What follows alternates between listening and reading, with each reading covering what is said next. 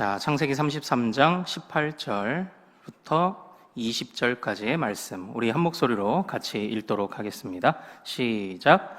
야곱이 밧단 아람에서부터 평안히 가나안 땅 세겜 성읍에 이르러 그 성읍 앞에 장막을 치고 그가 장막을 친 밭을 세겜의 아버지 하몰의 아들들의 손에서 백크시타에 샀으며 거기에 제단을 쌓고 그 이름을 엘엘로헤 이스라엘이라 불렀더라.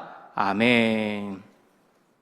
자, 오늘 우리가 함께 읽은 이 말씀 통해서요, 하나님, 나의 하나님이라는 제목으로 은혜를 같이 나누도록 하겠습니다.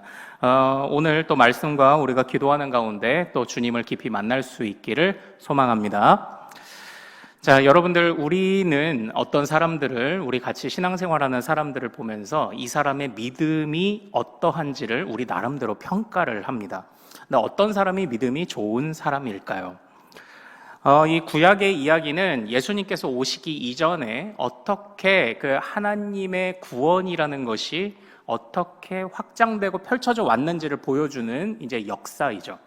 예수님에게서 꽃 피워지기 이전에 이 구약이라는 역사를 통해서 이 예수님이 이루시는 구원이 어떻게 흘러오고 또 어떻게 점점 확장되어 가고 있는지를 보여주는 그런 본문입니다.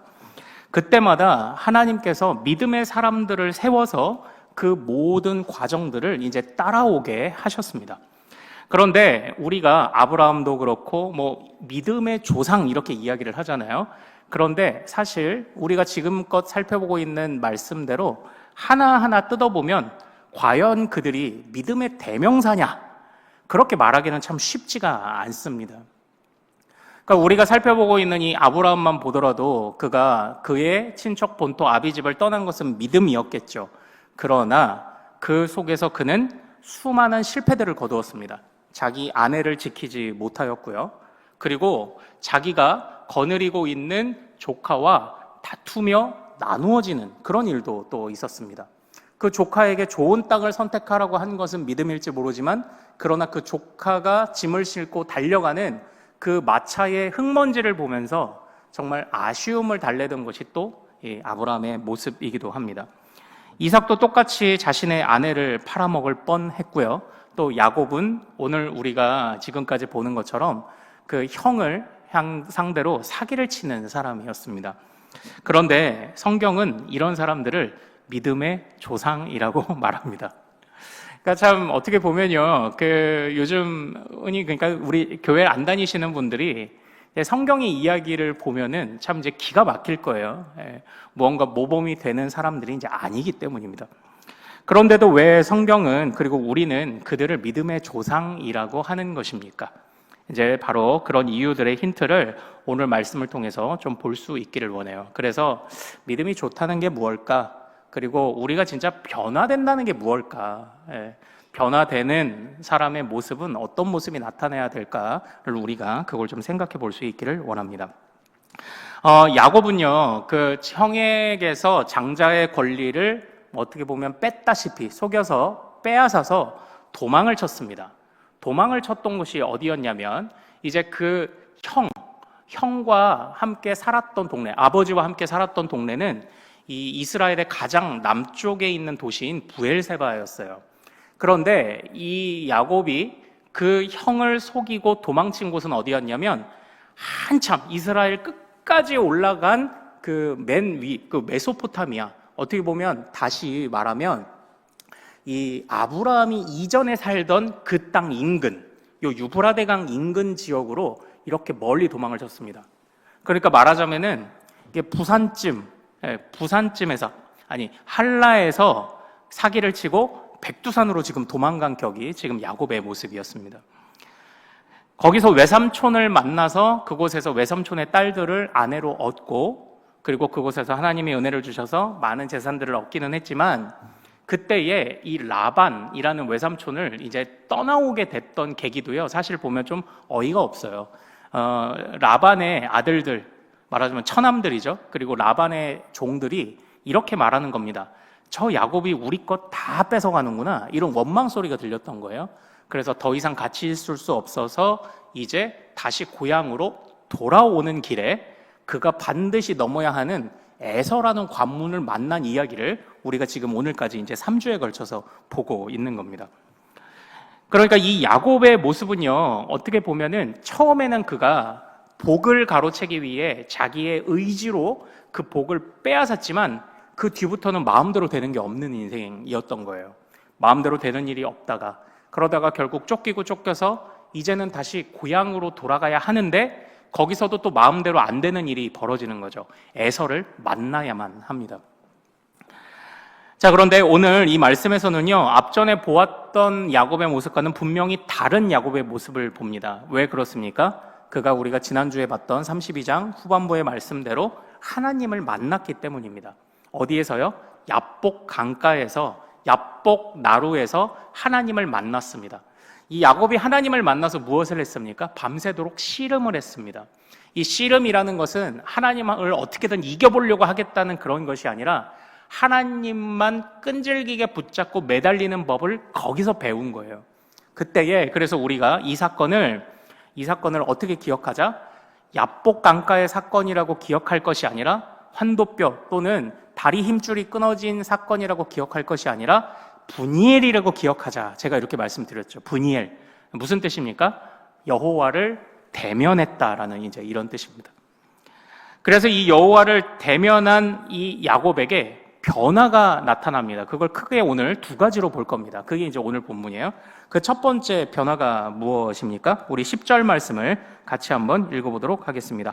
자, 시작. 야곱이 이르되 그렇지 아니하니이다. 내가 형님의 눈앞에서 은혜를 입었사오면 청하건대 내 손에서 이 예물을 받으소서. 내가 형님의 얼굴을 배운즉 하나님의 얼굴을 본 것 같사오며 형님도 나를 기뻐하심이니이다. 아멘. 지금 이 장면이 뭐냐면 이 야곱이 드디어 에서를 만난 장면입니다. 그리고 이 에서를 만났을 때 고백하는 것이 무엇이냐면 이 예물을 받아주세요라는 것과 그리고 형님의 얼굴을 보니 하나님의 얼굴을 보는 것 같습니다 라고 말한 이 두 가지예요. 오늘 이 두 가지를 좀 중심으로 볼게요. 자, 먼저는 우선 이것부터 먼저 보죠. 형님의 얼굴이 누구의 얼굴 같다고 이야기를 합니까? 하나님의 얼굴 같다고 이야기를 합니다. 그러니까 이게 에서가 갑자기 온화한 얼굴로 왔죠. 예, 그 형제를 야곱을 맞아 주었으니까 에서의 얼굴이 달라졌다라는 것이 아니라 이게 에서라는 사람을 하나님 보듯 하게 되었다라는 이 말에서 우리가 첫 번째 생각해 볼 수 있는 것이 뭐냐면 야곱의 눈이 달라진 거예요. 그러니까 이전에는 야곱이 이 에서를 두려워하는 마음이 있었는데 이제는 에서를 하나님의 사람처럼 보기 시작을 하는 겁니다.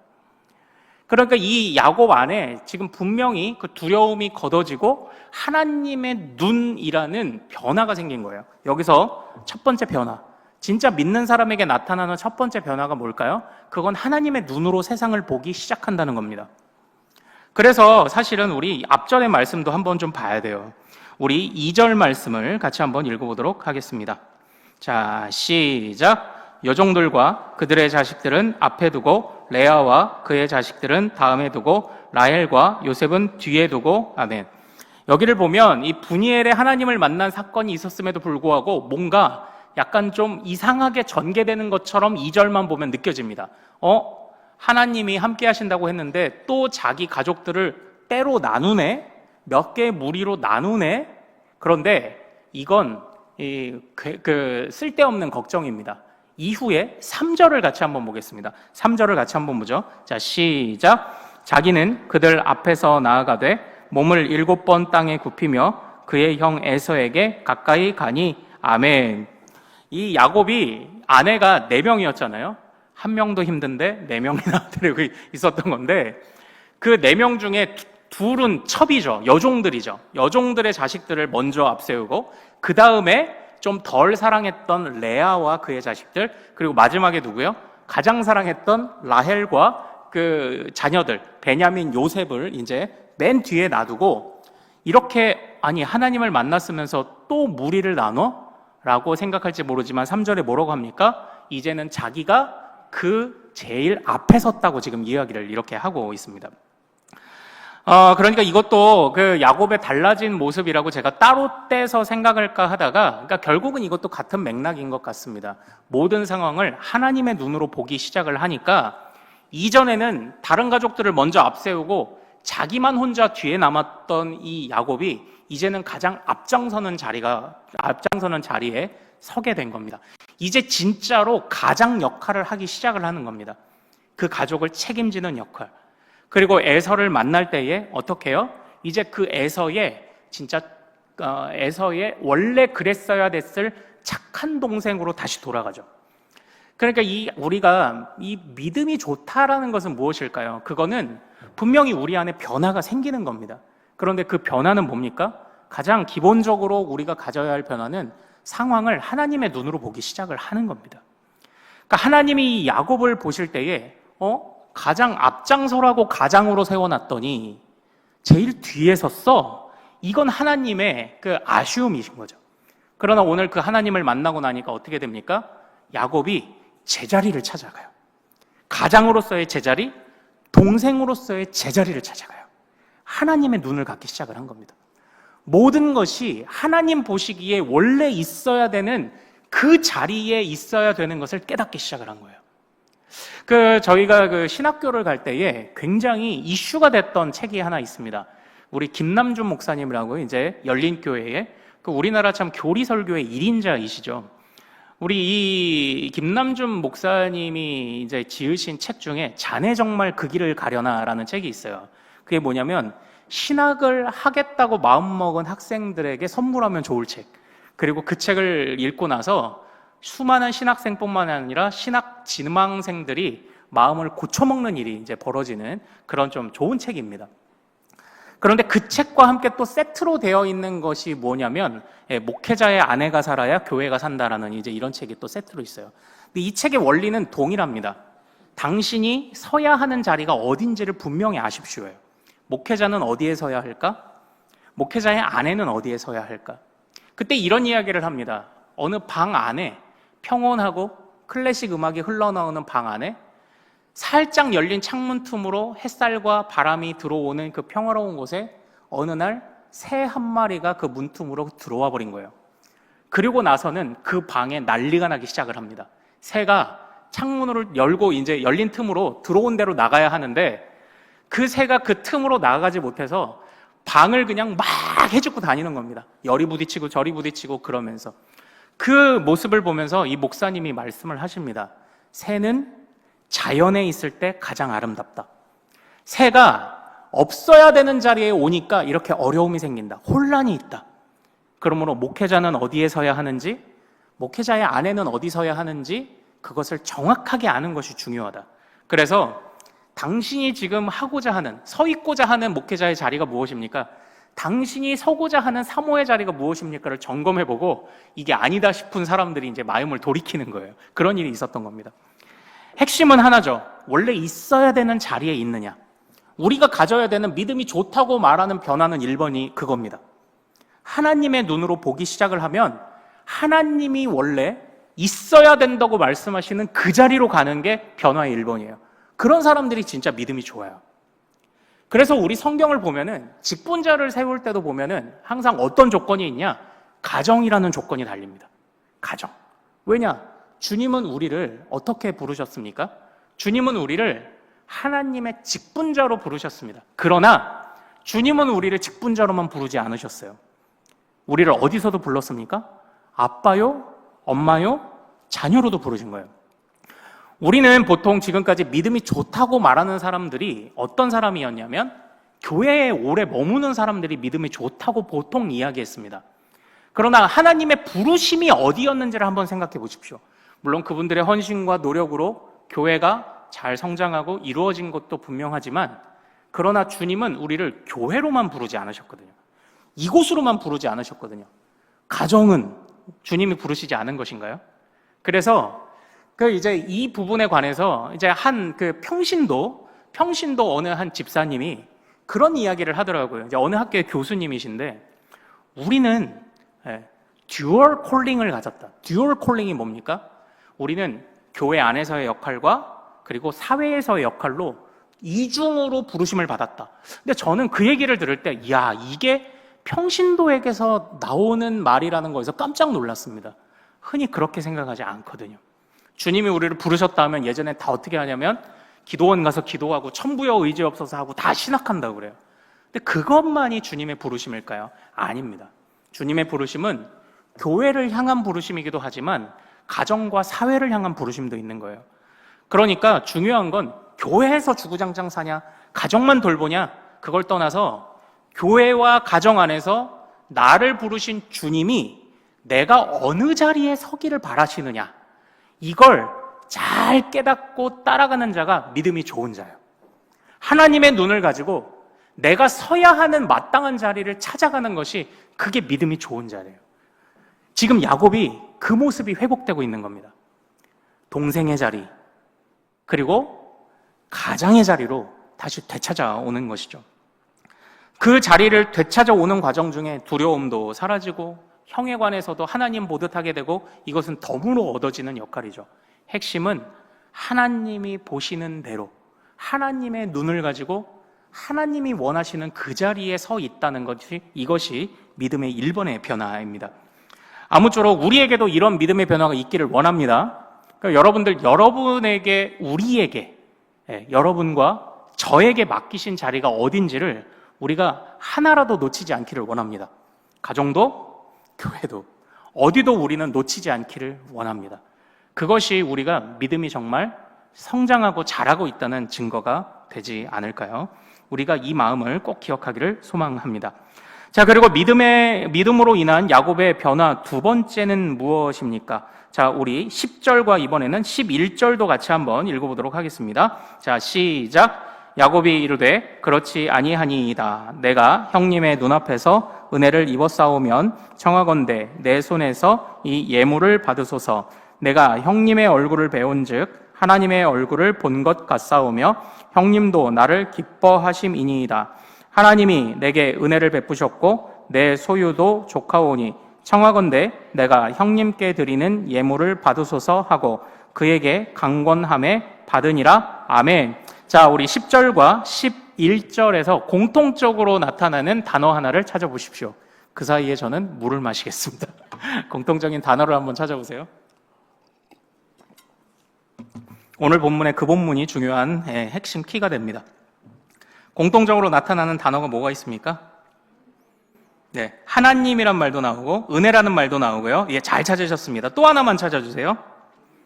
예, 형님? 네, 예물 맞습니다. 예물이에요. 예물. 오늘 이 10절과 11절에서 중요하게 이끌어가는 단어는 바로 이 예물입니다. 우리말로는 똑같이 예물이라고 번역을 했지만 히브리어로는 달라요. 앞에 있는 예물은 말 그대로 선물이에요. 선물. 그러나 11절에 나오는 예물은 사실은 복이라는 뜻입니다. 복이라는 뜻이에요. 그러니까 처음은 이겁니다. 야곱이 아이고 형님 저의 선물을 받아주세요 이렇게 된 거예요. 예. 형님을 하나님 보듯 하게 된 거죠. 이제는 형님을 사랑하는 자리가 된 거예요. 그런데 두 번째는 형님이 자꾸 거절하니까 뭐라고 말하냐면 형님 이 복을 받아주세요라고 이야기를 하는 겁니다. 사실 우리 야곱이 형인 에서에게서 빼앗았던 것이 뭐였나요? 뭘 빼앗았습니까? 장자의 복을 빼앗았죠. 예, 장자의 권리. 장자의 권리를 빼앗았던 야곱이 이제 내가 그 장자의 권리를 다시 줄 수는 없지만 그러나 어쨌든 내가 받은 복을 이제 나누는 자가 되었다는 게 이게 중요한 핵심이에요. 예.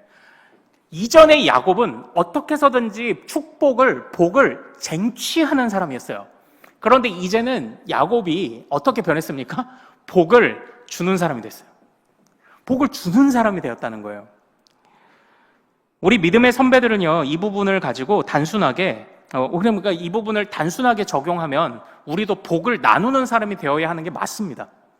믿음의 변화는요, 자신이 받은 복을 나누는 사람이 되는 게 믿음의 중요한 변화예요.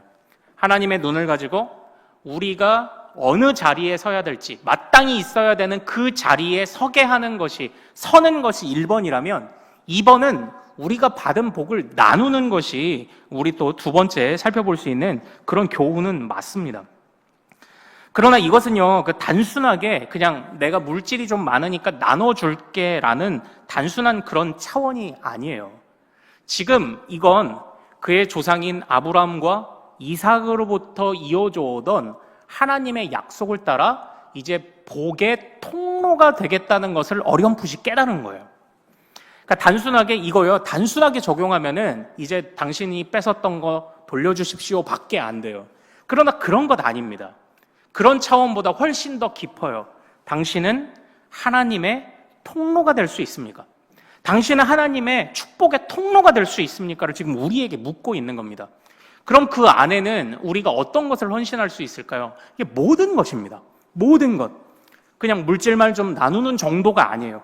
모든 것을 나눌 수 있느냐, 모든 것을 통하여 하나님의 통로가 될 수 있느냐를 지금 이제 묻고 있는 겁니다. 하나님의 통로가 될 수 있습니까? 하나님의 복이 전달되는 통로가 될 수 있습니까? 그래서 제가 이제 얼마 전에 말씀을 그렇게 드렸던 것처럼 당신이 하나님의 복의 최종 마침표 또는 종착지가 되지 않고 당신으로부터 다시 흘려보낼 수 있습니까? 그러니까 우리가 이기적인 마음을 가지면 하나님의 복이 나에게만 머물기를 원하고 나만 생각하며 하나님의 복을 구하면요, 하나님의 복을 막는 가로막이가 되는 거예요, 내가. 그러나 지금 이 야곱이 어떻게 변화됐죠?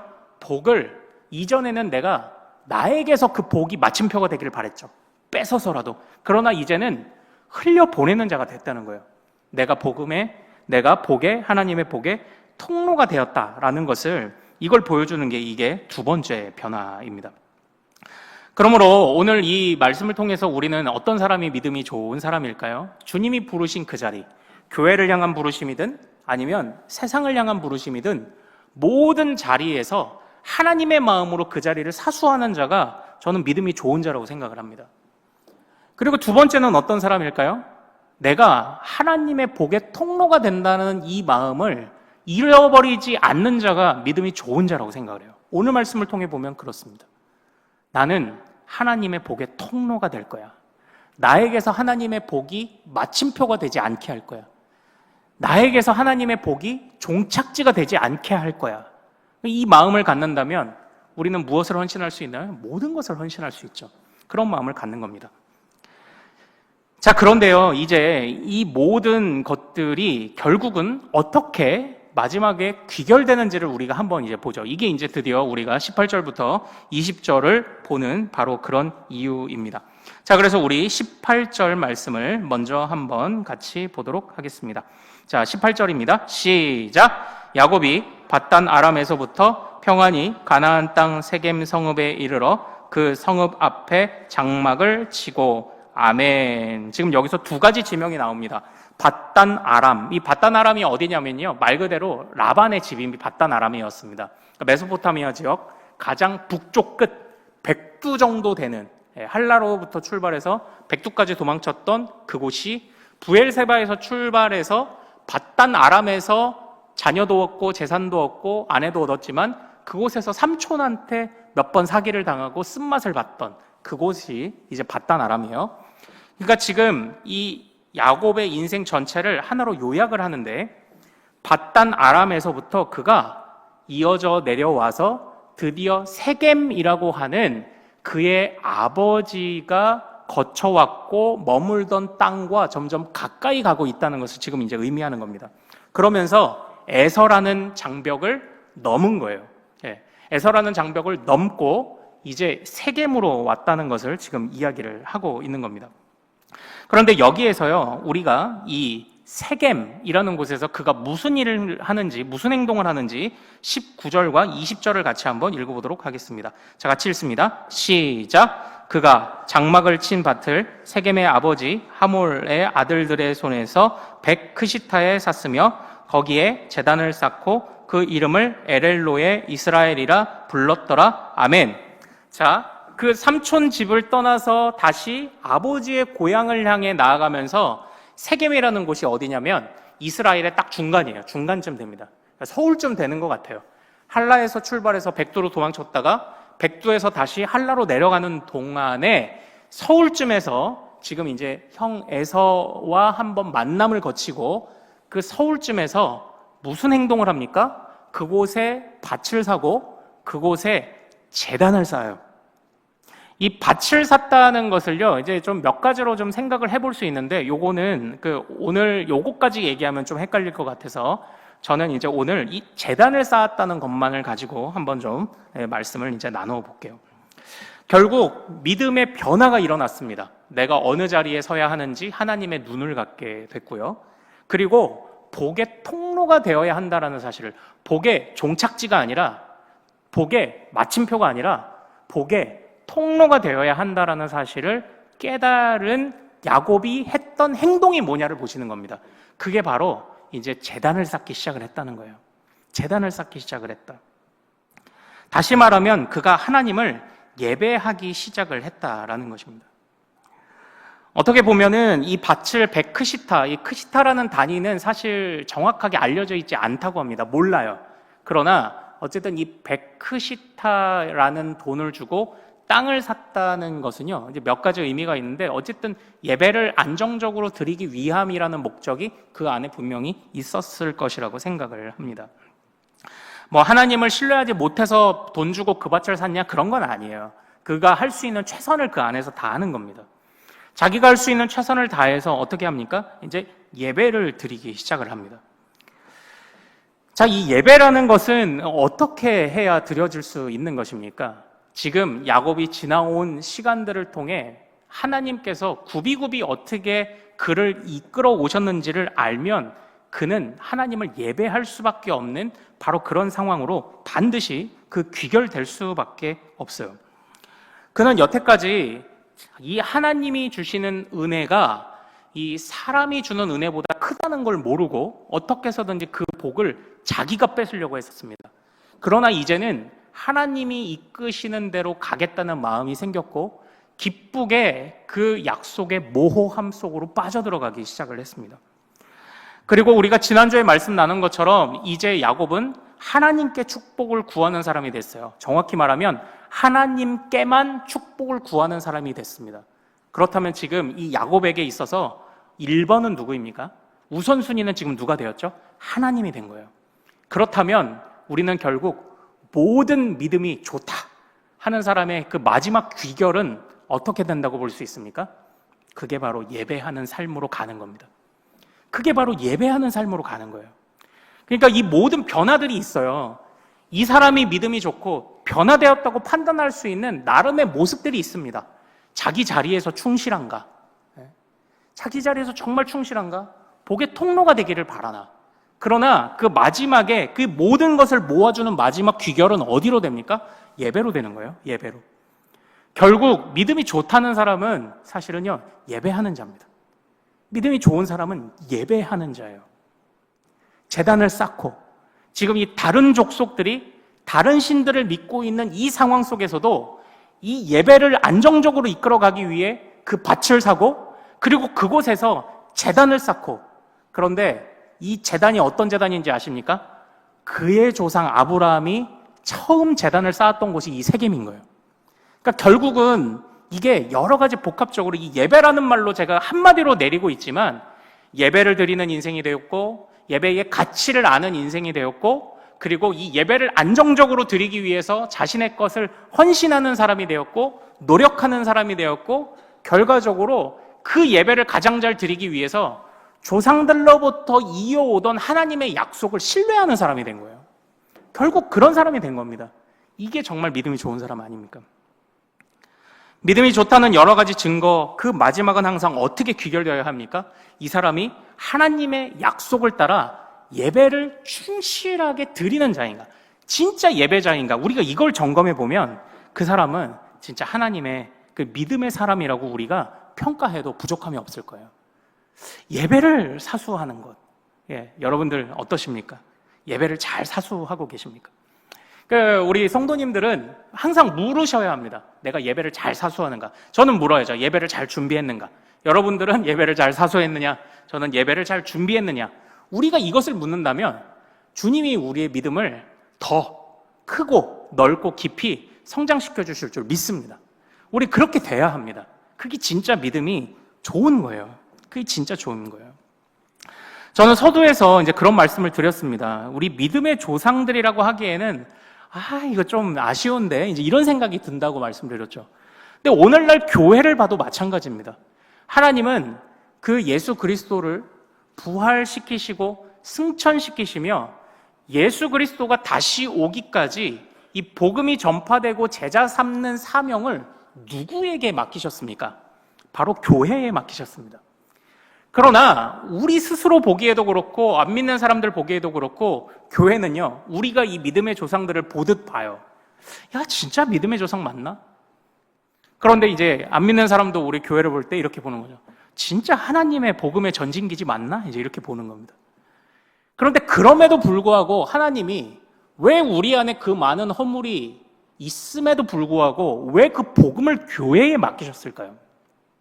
왜 그 수많은 믿음의 조상들의 허물이 있음에도 불구하고 왜 그들에게 복의 통로가 되도록 하나님이 그들에게 구원의 계획을 맡기셨을까요?